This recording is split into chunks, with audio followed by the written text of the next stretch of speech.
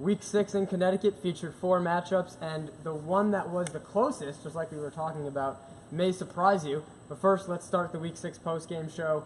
Wow, I get to do names. Nate, Ryan, Steven, Meyer, David. All right, no Eddie. We're missing, Feldman's not even behind the camera. Awesome. Greg and Connor off on the side, your weekly rebound podcast crew. I'm Joey. Hi. We'll start with Run TMC Young Kings. The closest margin, again, a game that may surprise you coming into the week, when we had Chasers Shocker, when we had Moose Rim Breakers, and even Flint, Nick Strong. And the closest game was Young Kings TMC. TMC does get the win by about 8 or 9 points. It was about that 8, 9, 10-point margin throughout much of the second half, but was never able to get bigger than that. What were the Young Kings able to do to keep it within that single-digit margin? I'm going to start with TMC to start with. Well, you get me. Those are the notes I had. They had 2 double-doubles. It was Reggie Stewart and Eric Langston. Stewart had 30 points and 10 rebounds. Langston just behind him with 26 and 10 rebounds. But it was just an offensive – both teams really were offensive juggernauts in the first half. Both of them dropped 40-plus points in the first half. I know you had 15 of your own. Nice little pat on the back there. There you go. But Cody DiLeonardo was the odd man out, you could say, with the double-doubles. He just missed by 1 rebound. He had 26 of his own, and then just missed with 9 rebounds. But, both teams looked absolutely deadly from the floor in the first half. A little cool in the second half, but still it was a very high-scoring game for both teams. Mm-hmm. What did the Young Kings do? Anybody else who was over there? Eddie, you missed a really bad night. Your team played really well tonight. Eric Langston was just bullying people inside all night. And that was pretty much the difference. If they took him away, they probably would have won the game.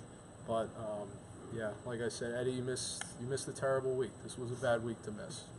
I know he was very upset, and we can come back to do some closing remarks on that game. But Shocker City and the Chasers, Shocker City able to remain undefeated, 15-ish point margin. What did the Chasers do well? I mean, to keep it close. That's close for a game against Shocker City this season.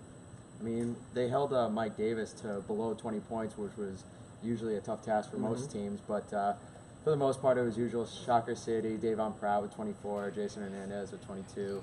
I mean, it's a normal game for them. I mean, the score, it score didn't indicate how the game was played. I thought it actually seemed like a bigger lead than what it actually was. I mean, I really don't see anyone stopping Shocker City at the moment, and they don't either. Yeah, but they are very vocal about that point. What did the Chasers do? Who else? Meyer? The Chasers, they were only had 6 players tonight, and they tried to do what they could. Langston, he had a great game for himself. I believe it was like 25 and above in points. But they just didn't have enough manpower to back up the Shocker City. I mean, they're just too good. Good all around. Speaking of good tonight, the Flint Tropics, no, I was not going to say me. Don't you all give me that look. I'm going to go back to my game. Flint Tropics and Nick Strong. The Flint Tropics really took advantage of their depth. Before the game, the Vasicchio brothers was like, I think they have too many guys. And I'm like, no, that's actually how many you're supposed to have when Nick Strong only brings 5 guys. So they again had 5 guys tonight.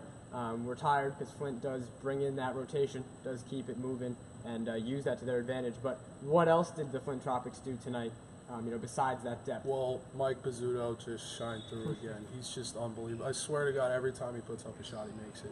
Every single time. It's just unbelievable to see how athletic that team is, how they move the ball, their chemistry. They're the only team right now, in my opinion, that can compete with Shocker City. Everybody knows that I'm on the bandwagon with Greg. Right, Greg? Hell yeah. So, I mean, I really think they can go all the way. That's just me. All right, we'll come back to the bandwagon in a second because I have a good question to follow up. Let's do the last game of the night. Team Moose and the Rim Breakers. The Rim Breakers win by 11, 12 points. Team Moose started with 4 guys, finished the game with 3 guys, and I mean, to their credit, they played a whole game with 3 guys and kept it relatively close. That's a credit to them, but who shined through for the Rim Breakers? Yeah, I mean, even like when they had 4 people, it was a tie game the whole entire time till halftime, and then Brad Seaman got injured, and then they had 3 players, but Dan the Duff, a.k.a. Sam Man, had a game. He held it down with 30 points trying to hold the team together, but then Gerald McLeese, he was just a bucket. Like, the guy just could shoot from anywhere, and then he pulled up the Lance Stevenson guitar. Oh, my God. Yeah, he had 30 points too, though, but they just couldn't stop him.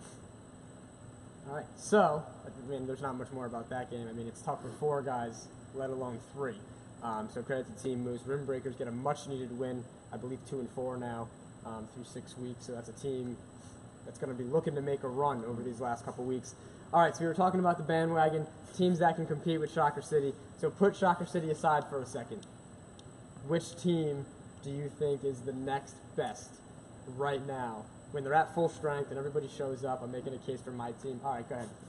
I mean, I still have to hop on the Flint Okay. Flint bandwagon. There's another one. All right, We got so another it's one. getting crowded in the back seat. Yeah. Flint Are you kidding me? bandwagon. All right, so Ryan, you're going with Flint, Flint. when they have other Or guys. somebody else, I might have a different answer. All right. I want to see where this Okay. takes. Gentlemen's Club, all the way. I was gonna say. Okay. Oh, All right. oh, my- all right, But well, seriously.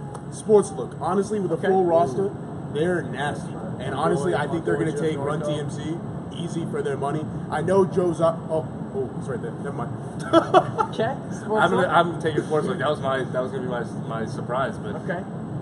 I'll give it to Run TMC to be different if you guys have your Suck full it up, strength. bro. If they have their full strength, bro, if Reggie Stewart comes and Langston comes and they play their hearts out, like they work, like you guys could probably give them a run. Big if. A run. Big if. Flint, Not baby. saying that's a win.